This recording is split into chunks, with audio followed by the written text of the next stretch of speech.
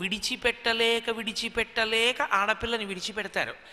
వాళ్ళు విడిచిపెట్టుతున్నది ఆడపిల్లని, కానీ ఇంకా తన కడుపున పుట్టిన కొడుకులు ఉన్నారు, కోడళ్ళు ఉన్నారు, కూతుళ్ళు ఉన్నారు, అల్లుళ్ళు ఉన్నారు, తన భార్య తనకుంది, తన ఊళ్ళో తనున్నాడు, తన ఇంట్లో తనున్నాడు, తన వారి మధ్య తనున్నాడు. తను ఎప్పుడు కావాలంటే అప్పుడు తను కోరుకున్నది తినగలడు, ఎప్పుడు కావాలంటే అప్పుడు పడుకోగలడు. ఒక ఆడపిల్ల తన వారన్న వారెవ్వరూ లేరు.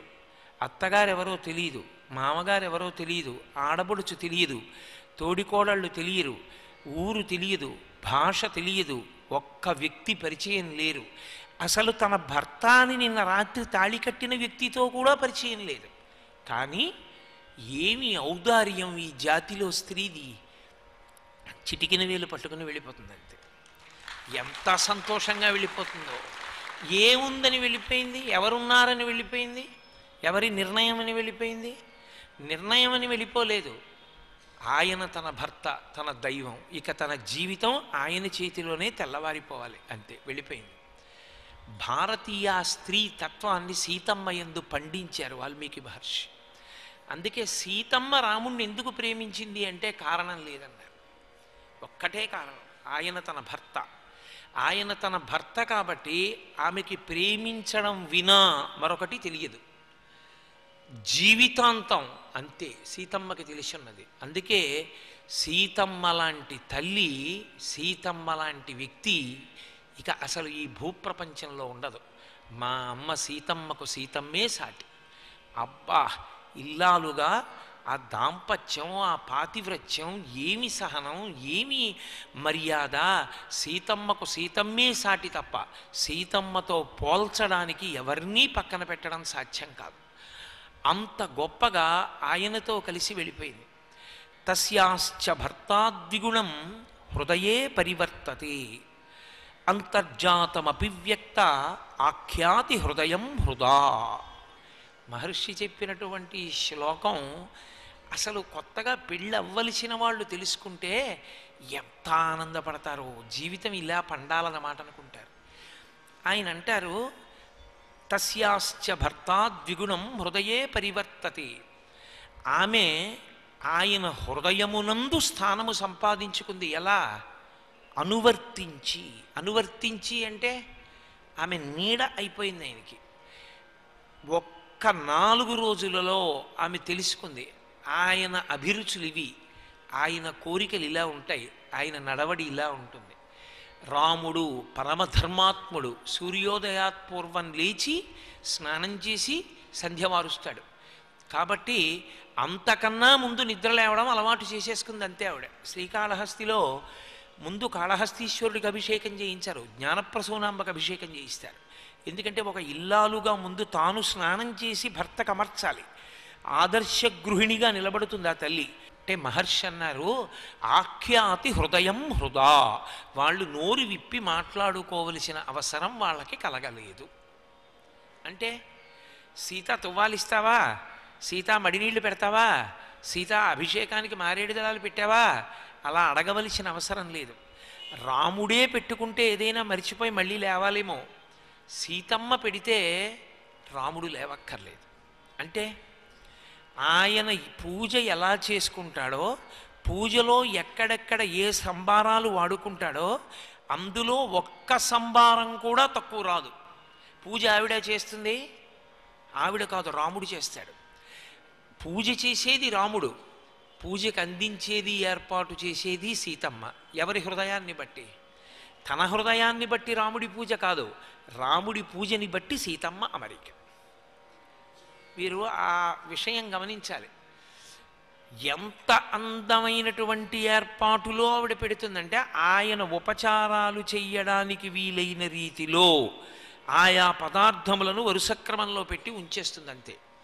అంటే రాముడు ఇప్పుడు ఈ అవసరంలో ఉంటాడు, ఆయన సీత అని పిలవక్కర్లేదు, ఆయన ఈ అవసరంలో ఉంటాడు ఆవిడ తెలుసుకుంటుంది, ఆవిడ అమర్చేస్తుంది దాన్ని. వాల్మీకి హృదయాన్ని ఆవిష్కరించే ప్రయత్నం చేస్తున్నాను. ఆమె విషయంలో ఆయన అంతే. సీతమ్మ హృదయంలో ఏముందో రాముడు అంత బాగా తెలుసుకుంటాడు.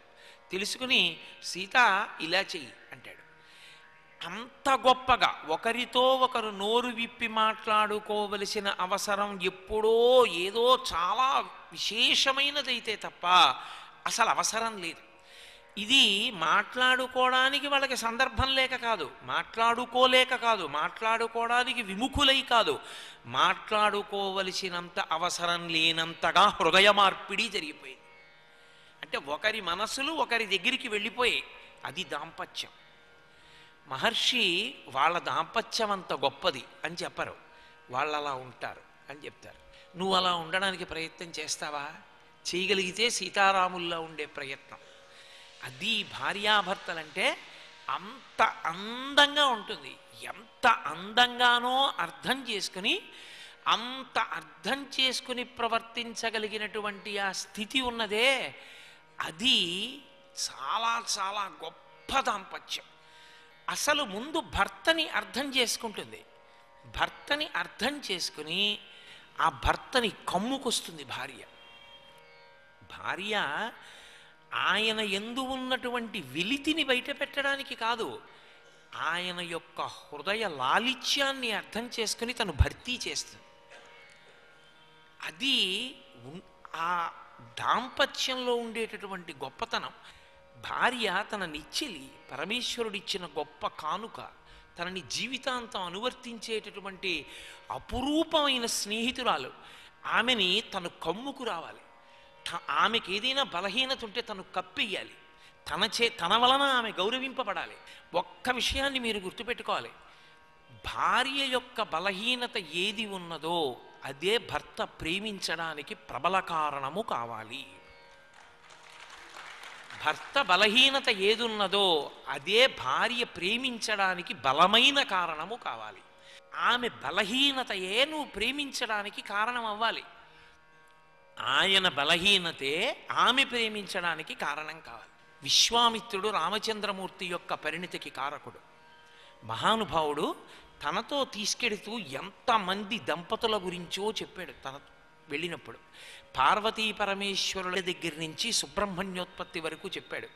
గంగావతరణం చెప్పాడు. గౌతమ మహర్షి అహల్య చెప్పాడు. ఎన్ని కథలు చెప్పాడు. అలాగే కుశనాభుని యొక్క కుమార్తెల గురించి చెప్పాడు. ఇవి అన్నీ విన్న రామచంద్రమూర్తికి అసలు దాంపత్యం అంటే ఏమిటో అర్థమైంది. ఆమె నిన్ను నమ్మి వచ్చేసింది. ఆమె ప్రేమకి కారణం లేదు, ఆమె అనువర్తించడానికి కారణం లేదు. నీకు కారణాలు ఉన్నాయేమో. అది భార్య ప్రేమకున్న గొప్పతనం. ఆ హృదయ లాలిత్యం ఎక్కడుంటుందో అక్కడ దంపతుల మధ్య విరబూస్తుంది సంతోషం.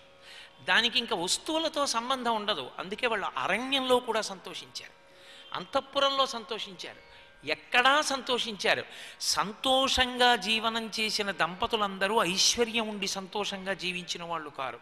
సంతోషంగా జీవించిన కారణం చేత వాళ్ళకి సంతోషం తప్ప బయట ఉన్నటువంటి ఐశ్వర్యము చేత వాళ్ళకి సంతోషం కాదు. వాళ్ళిద్దరూ ఒకరికొకరు శాంతి స్థానమైతే అంతక మించిన ఆనందం దాంపత్యంలో ఇంకోట్లేదు.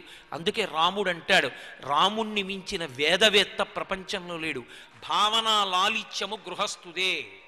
ఆయన కొడుకులతో, కోడళ్లతో, కూతుళ్లతో, అల్లుళ్లతో, బంధువులతో, తల్లిదండ్రులతో ఆయన నిరంతర సమన్వయం చెందుతాడు. సర్వం శ్రీ ఉమామహేశ్వర పరబ్రహ్మార్పణమస్తు. స్వస్తి.